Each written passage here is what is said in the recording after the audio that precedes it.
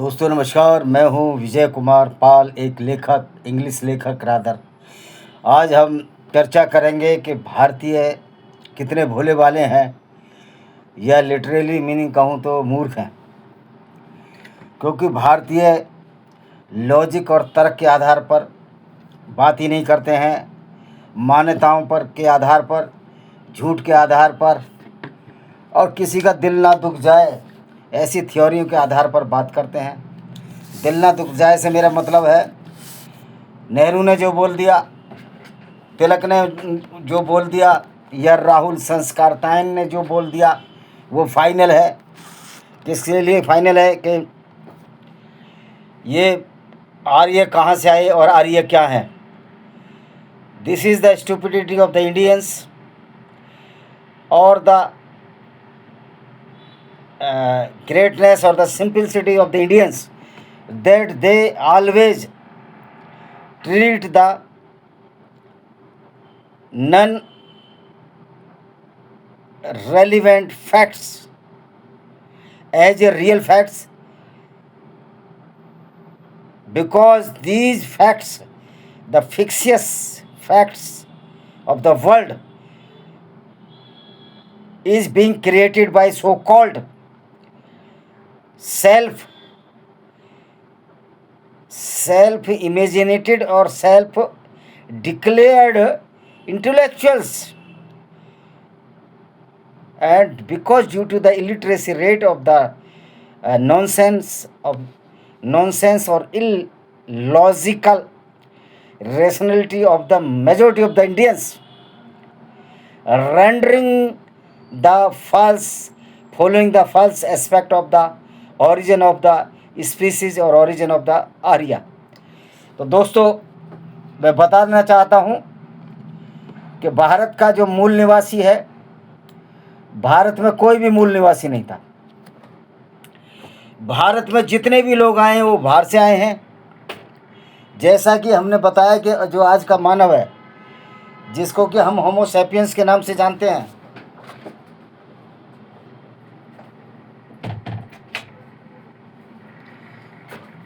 Homo sapiens के नाम से जानते हैं, ये करीब 2.5-3 लाख वर्ष पूर्व आया, डेवलपमेंट हुआ, और ये धीरे धीरे मिस्र, आपने अफ्रीका कॉन्टिनेंट देखा है, एशिया और अफ्रीका मिले हुए हैं। ये जो स्वेज कैनाल बनी है between the African continent, I think मिस्र, और the second country I think the Saudi Arabia, it में बी सऊदी अरबिया और व्हाट्सएवर, ये सारे मिले हुए थे।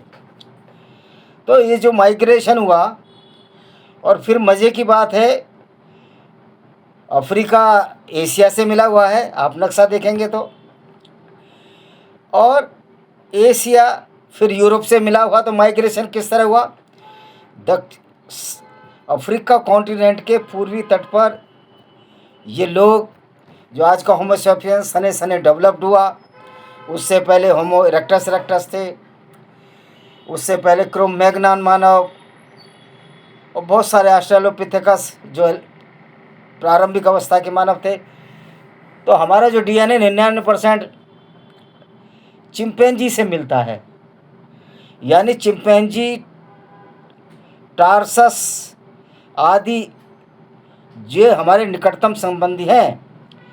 But we are not the descendant of the chimpanzees, gibbon, gorilla और ओरंगटाउन। ये 4 अभी एप्स जो अभी दुनिया में मिलते हैं, इसमें चिंपैंजी है, गोरिल्ला है, गिब्बन है और ओरंगटाउन है।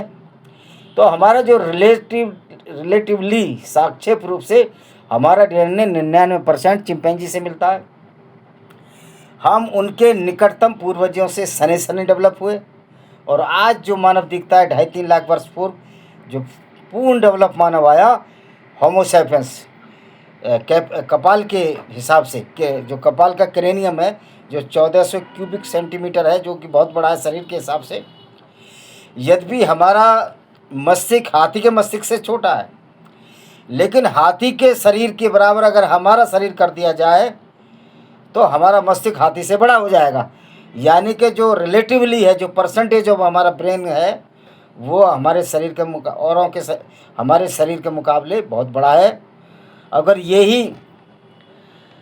अगर चींटी को इंसान के बराबर बड़ा कर दिया जाए तो भी उसका मस्तिष्क हमसे कम होगा, और हम अगर हाथी के बराबर हों तो हमारा मस्तिष्क हाथी से ज़्यादा हो जाएगा, 1200 से 2400 क्यूबिक मीटर। लेकिन कुछ मूर्ख लोगों ने, जिसमें हमारे पूर्व प्रधानमंत्री राहुल सांसकरतान और तिलक ने जो विचार रखे, वो ना तो जीव वैज्ञानिक थे, सारे बीए वगैरह पास थे और एलएलबी थे, और मेरे ख्याल राहुल सांसकरतान की तो एलिमेंट्री एजुकेशन भी नहीं थी, 8वीं पास थे। और वामन मेश्राम खुद साइंस का आदमी नहीं है। जो मूल निवासी थ्योरी आ रही है बाहर से आए, ये सब ढकोसला और पाखंड आपको छोड़ना पड़ेगा, कि भारतीयों को समझ में ही नहीं आती। हमारा देश महान है, ये है, इनसे महान नहीं बन जाता। वेद लाखों साल पूर्व लिखे गए हैं, लाखों साल पूर्व तो हमारा मस्तिष्क इतना विकसित ही नहीं था। 3 लाख जो वेदों की पांडुलिपि है, आपकी एज रख लीजिए आप, कितने साल पुरानी है, 5-10 साल से 1000 साल से पहले कोई भी कुछ नहीं लिखा गया। हमारा मस्तिष्क डेवलप हुआ, हम सेटल हुए, इसमें बहुत सारा। यद्यपि हम मानव रूप में तो ऐसा जो होमो सेपियंस है, जिसको आज का मानव कहते हैं, जो लेटेस्ट जनरेशन हमारी चल रही है, ये 2.5-3 लाख वर्ष पूर्व आ गया था। लेकिन कहाँ आया था? अफ्रीका के, जो अफ्रीका कॉन्टिनेंट है उसके पूर्वी तट से, वहाँ से ये फैला, अफ्रीका में गया, अफ्रीका से यूरोप गया, एशिया गया, और ये कजाकिस्तान, तजिकिस्तान, उज्बेकिस्तान, ईरान वहाँ पहले गया, भारत में बाद में आया। इसलिए बोल देते हैं कि ये सारे के सारे लोग हैं बाहर से आए हैं, ऐसा नहीं है। 2 तरह से माइग्रेशन हुआ इनका। अफ्रीका के पूर्वी तट से जो पहला मानव आया, वो महाराष्ट्र बॉम्बे के आसपास आया, आप देख लीजिए, नाव के रास्ते आया। और जो पैदल के रास्ते आया, तो नाव के रास्ते वाले पहले आ गए, और जो पैदल के रास्ते आए, चूँकि उनकी क्लाइमेट चेंज हो गई, जो अफ्रीकन्स थे वो काले ही थे। आपको पता है, जब मेलानिन शरीर में ज़्यादा हो जाता है, आप बहुत काले हो जाते हैं, क्योंकि मेलानिन जो अल्ट्रा वायलेट रेज होती हैं, वो कैंसर से बचाता है। जहाँ सूर्य ज़्यादा रोशनी फेंकता है, ओपन सूर्य रहता है, वहाँ काले इसलिए होते हैं, नहीं तो उनको स्किन कैंसर हो जाएगा। तो इसलिए उसे काले हो गए। जो उज्बेकिस्तान, कजाकिस्तान, रसिया, साइबेरिया, यूरोप चले गए। यूरोप गए मध्य एशिया से ही, लेकिन जो यूरोप चले गए वो गोरे हो गए, और फिर इधर आए, फिर ऑस्ट्रेलिया गए इधर से, तो सने सने ये डार्क स्किन होती गई, जो गर्मी में रहने वाले थे। तो इन्हीं लोगों को साउथ में जो बसे लोग हैं आज, जो डार्क स्किन है, कंपेरेटिवली भारत में कोई गोरा भी नहीं है, नॉर्थ के लोगों को कहने लगे आर्यंस हैं। ये थ्योरी का प्रतिपादन किया ब्रिटिशर्स ने, और चूँकि नेहरू तो ब्रिटिशर्स का गुलाम था, गांधी तो गुलाम था, और ये साइंस के आदमी नहीं थे, ये तो जूलॉजिस्ट ही नहीं थे, प्राणी विज्ञानी नहीं थे।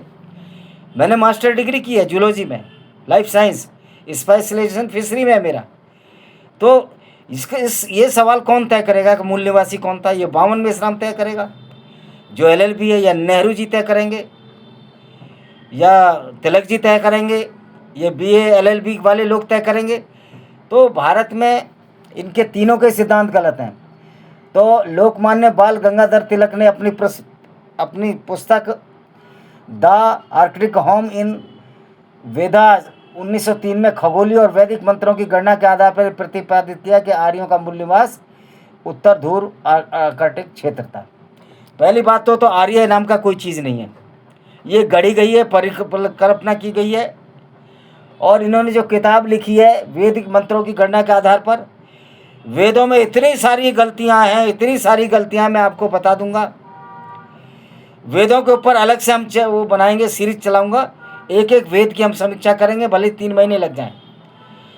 लोग कहते हैं कि मैं हिंदू हूँ या सनातन वैदिक धर्मी हूँ, तो कुरान की तो आलोचना करता हूँ, अपनी धर्म पुस्तकों की आलोचना नहीं करता। आप देखिए जो सच्चाई है, मैंने तुलसीदास की भी आलोचना की है, मनुस्मृति की भी है, अब वेदों पे भी नंबर आ रहा है। वेदों को ऑथेंटिक आर्य समाजी भी सिद्ध करते हैं, तो हम साबित कर देंगे वेदों में बहुत सारी मनगढ़ंत बातें हैं। तो ये जो बाल गंगाधर तिलक का दृष्टिकोण ये मनगढ़ंत है, तो उनके अनुसार ह्यूमिक से पहले वह अनुकूल जलवायु थी, लेकिन बाद में बर्फबारी और अत्यधिक ठंड करने के कारण उन्हें दक्षिण की ओर यूरोप के, अब जो हिम युग आया था, हिम युग में तो डायनासोर भी खत्म हो गए थे, इंसान का तो अस्तित्व ही नहीं था। उस पर भी हम चर्चा करेंगे। नेहरू क्या कहता है? नेहरू ने अपनी पुस्तक डिस्कवरी ऑफ इंडिया भारत एक खोज में माना कि आर्य बाहर मध्य एशिया यूरेशिया घास के मैदानों से आए थे। देखिए, आर्य अनार्य इस तरह की कोई थ्योरी न साइंस मानती है, न विज्ञान मानता, न प्रमाण मानते हैं। ये विषय है एंथ्रोपोलॉजी का, जिसमें हमारे फॉसिल्स का अध्ययन किया जाता है, जीवाश्म जिनको बोलते हैं उनका अध्ययन किया जाता है, और जीवाश्म के आधार पर न कोई आर्य है न कोई अनार्य है, सारे के सारे एक ही, और ये एक जोड़े से भी नहीं बने। जब इनकी चिंपैंजी के रिश्तेदार जिसमें टार्सियस और लीमर्स वगैरह थे, उनके निकट संबंधियों की हजारों जोड़ियां एक साथ डेवलप हुई, ब्रेन डेवलप हो गया। जैसे आज भी बहुत सारे लोग देखते हैं किसी में बड़ी विलक्षण प्रतिभा होती है, जैसे सचिन तेंदुलकर में बहुत ही विलक्षण प्रतिभा है, ऐसा ही बॉलरों में होती है। हर कुछ लोग उस प्रतिभा को डेवलप कर लेते हैं, अपने यूज में लाते हैं, उनका विकास हो जाता है, और कुछ लोगों की प्रतिभा दबी रह जाती है। गो की जूलॉजिकल दृष्टि से, प्राणी विज्ञान की दृष्टि से सारे के सारे एक जैसे हैं, कोई फर्क नहीं है। कोई आर्य अनार्य थ्योरी, ये चमचे थे, विज्ञान के आदमी नहीं थे, ना नेहरू विज्ञान का आदमी था, ना उसका, ना ये राहुल संस्कर्ता नहीं था। तो देखिए अब कौन कौन सी किताब में हमने आपको बताया, बाल गंगाधर का बताया, अब हम आपको बता रहे हैं जवाहरलाल नेहरू क्या कहता है। जवाहरलाल नेहरू कहते हैं कि यूरेशियाई घास के मैदानों से भारत आए थे। मैं तो पहले ही कह रहा हूँ कि हर मानव भारत में था ही नहीं, बाहर से ही आया, लेकिन आर्य अनार्य थ्योरी दी है या ब्रिटिशर्स ने, और इस थ्योरी के दम पर वामन मेश्राम जैसे लोग अपनी रोटियां चला रहे हैं। वामन मेश्राम को न तो साइंस का आदमी है वो, न विज्ञान का आदमी है, न जूलॉजी का आदमी है, न उसने बॉटनी पढ़ी है, न उसको फॉसिल्स का ज्ञान है। ये सारे के सारे लोग प्लांट किए गए हैं हिंदुस्तान को बांटने के लिए। लेकिन विज्ञान को अगर मानोगे तो बंटने का प्रश्न ही नहीं होता, पूरी दुनिया के मानव एक समान है। अब क्या कहता है राहुल संस्कर्तन, क्या कहता है? अब ये देखिए, महापंडित, अब महापंडित इसको क्यों बताया हमको नहीं पता, क्योंकि इसकी तो एजुकेशन ही ज़्यादा नहीं थी। राहुल संस्कर्तन ने ऐतिहासिक भौतिकवाद और अपनी व्यापक यात्राओं के आधार पर इतिहास को देखा। उनकी पुस्तक वोल्गा से गंगा और ऋग्वेदिक आर्य इस बात का विश्लेषण कैसे कबीलाई समाज विकसित हुआ। इन्होंने कबीलाई समाज की बात की है, इन्होंने आर्यवारियों की बात नहीं की है। अगर की है तो वो भी गलत है। भाई कबीले कैसे बने? कोई इधर माइग्रेट हुआ, कोई इधर माइग्रेट हुआ, किसी जलवायु के हिसाब से कोई गोरा हो गया, कोई काला हो गया, कोई बलिष्ठ हो गया। जिसको खान पान अच्छा मिला वो तगड़े हो गए, जिनको खान पान नहीं मिला वो बेचारे क्या डेवलप करेंगे, आप समझ सकते हो। तो भाई ये जो आर्य अनार्य की थ्योरी है, और जो और कौन सा है जी, और एक से एक है यहाँ, बेवकूफ़ों कमी नहीं है। इनको इंग्लिश में, ये कोई साइंस के विद्यार्थी तो थे नहीं। और मज़े की बात है IPS IAS जो बन जाते हैं वो भी आज इसी बात पर है कि ब्रह्मा के थूक से बावन पैदा हो गया, भुजाओं से क्षत्रिय और फलाने पेट से कौन कौन पैदा हो गया, और आर्य अनार्य पर विश्वास रखते हैं। देखिए भारत को मैं इसलिए कहता हूँ, या तो सीधे साधे लोगों का दोष, भारत को 1-2% आज में धूर्त लोग हैं वो बेवकूफ़ बना रहे हैं। वामन मेश्राम जैसे, जवाहरलाल नेहरू जैसे, राहुल संस्कर्तन जैसे, बाल गंगाधर जैसे लोगों ने एक झूठा नैरेटिव चलाया आर्य अनार्य का, उसका परिणाम आज समाज भुगत रहा है। कोई सच्चाई नहीं है, झूठ पर आधारित है। भाई साइंस पढ़ो। मैं तो कहता हूँ आर्य अनार्य थ्योरी खत्म हो जाएगी अगर सबको जूलॉजी पढ़ा दी जाए, विज्ञान पढ़ा दिया जाए बेसिकली तब। तो इन तीनों ही विद्वानों ने, ये विद्वान है भाई, इनको ABCD साइंस की नहीं आती है, विद्वान है। उस समय के भाषाई ऐतिहासिक अध्ययनों के आधार पर आर्य को भारत से बाहर से आने वाला माना। तिलक ने अंटार्कटिक ने, ओ भाई कोई सारा माइग्रेशन जो हुआ है वो अफ्रीका के पूर्वी तट पर हुआ है, और कोई भी आर्य अनार्य नहीं है। और कोई जो भी माइग्रेशन हुआ है, इवन वामन में इस्लाम भी, इवन यहाँ के जो दलित बनते हैं अपने को, जो आदिवासी बनते हैं, वो भी अफ्रीका से आए हैं। यहाँ तो कोई मूल निवासी नहीं था। यहाँ का अभी ऑस्ट्रेलिया में तो बहुत बाद में लोग गए, तो पूरा वीरान पड़ा था। अफ्रीका के कुछ हिस्से उस समय भी वीरान थे। ये मध्य एशिया, मंगोलिया है तो आबादी नहीं थी। ये सारा अफ्रीका से माइग्रेशन हुआ। तो दोस्तों, आप ये समझ सकते हैं कि किस तरह लोगों को आर्य अनार्य के नाम पर तिलक, जवाहरलाल नेहरू, वामन मेश्राम जैसे और राहुल सांस्कृतायन जैसे लोग बेवकूफ़ बनाते आ रहे हैं। और हम भारतीय हैं कि वो गाना है ना, दिल है कि मानता नहीं, अपनी लॉजिक इस्तेमाल हमें करनी नहीं। हनुमान जी का पसीना गिरा, मछली के पेट में घुस गया, और मछली तो फिशीज में आती है। फिशरी का मेरे स्पेशलाइजेशन है मेरा एमएससी में। मछली तो अंडा देती है, वहाँ से हनुमान जी का बच्चा सीधा पैदा हो रहा है। इस तरह की मान्यताओं को हमें खारिज करना होगा। अगर वेदों में भी कहीं गलतियां हैं, निश्चित तौर पर जिस हिसाब से लोग अगर बोलते हैं कि वेद लाखों साल पूर्व लिखे गए हैं, कल से मैं वेदों की बाल की खाल निकालूंगा और ये बताऊंगा वेद भी मनुष्य द्वारा लिखी करती है। और एक स्वामी है, स्वामी कहाँ, सलेमपुर के आसपास के, वो स्वर्ण स्वर्ण स्वर्ण करते रहते हैं। ओ भाई, कोई स्वर्ण कोई अवर्ण नहीं है, कोई आर्य अनार्य नहीं है, कोई निवासी कोई मूल निवासी और भारी नहीं है। भारत के हिसाब से सारे ही भारी हैं, सारे ही बाहर से आए, अफ्रीका से आए हैं। ये स्वर्ण अवर्ण, मनुस्मृति, रामचरितमानस जैसी नीच कृति, ये नीच मनुष्यों की देन है, जिसके आधार पर हमारे जो भारतीय समाज है, जिसमें समरसता होनी चाहिए, उसको बांटने और छांटने की कोशिश की गई, निजी स्वार्थ के लिए, दूसरे लोगों को नीचा दिखाने के लिए।